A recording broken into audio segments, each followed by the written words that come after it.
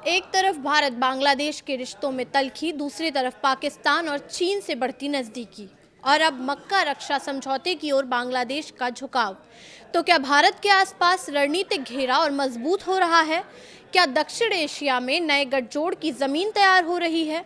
नमस्कार, मैं प्रिया श्रीवास्तव और आप देख रहे हैं न्यूज़ 18। बांग्लादेश के इस रुख को इसलिए अहम माना जा रहा है क्योंकि एक तरफ भारत और बांग्लादेश के रिश्ते तनावपूर्ण दौर से गुजर रहे हैं, तो दूसरी तरफ ढाका पाकिस्तान और चीन के साथ अपनी नज़दीकियां बढ़ा रहा है।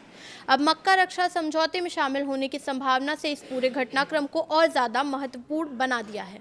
बांग्लादेश के विदेश मामलों के सलाहकार हुमायूं कबीर के मुताबिक ढाका सऊदी अरब, पाकिस्तान और तुर्की से जुड़े किसी आर्थिक या रक्षा ढांचे में शामिल होने की संभावना को लेकर सकारात्मक रुख रखता है।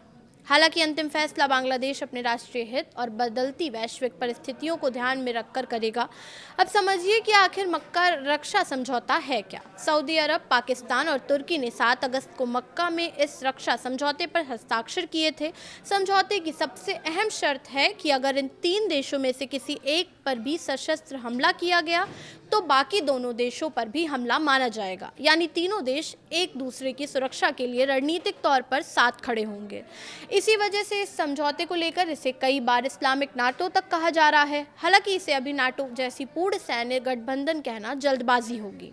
नाटो की तरह इसके पास साझा सैन्य कमान या युद्ध में उतरने की विस्तृत व्यवस्था नहीं है, लेकिन पाकिस्तान, तुर्की और सऊदी अरब का ये गठजोड़ अपने आप में काफ़ी अहम है।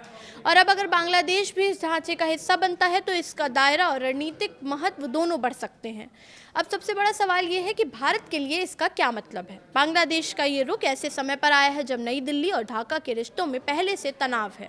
2024 में शेख हसीना सरकार के सत्ता से हटने के बाद दोनों देशों के संबंधों में लगातार खटास देखने को मिली है। बांग्लादेश की अंतरिम सरकार भारत में शेख हसीना के रहने और वहां से राजनीतिक गतिविधियां करने को लेकर कई बार नाराजगी जाहिर कर चुकी है। इसी तनाव का असर दोनों देशों के शीर्ष नेतृत्व के संपर्क पर भी दिखाई दे रहा है।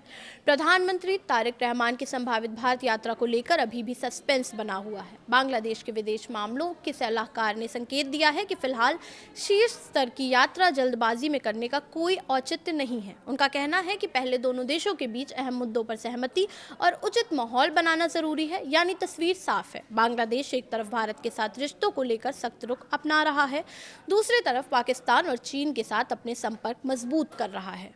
और अब सऊदी अरब, पाकिस्तान और तुर्की से संभावित आर्थिक या रक्षा ढांचे में शामिल होने के संकेत दे रहा है।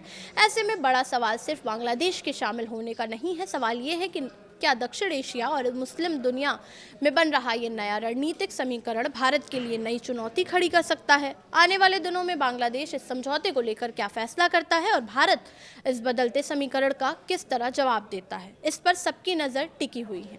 फिलहाल इस वीडियो में इतना ही। ऐसे ही और वीडियोस के लिए देखते रहिए न्यूज़ 18।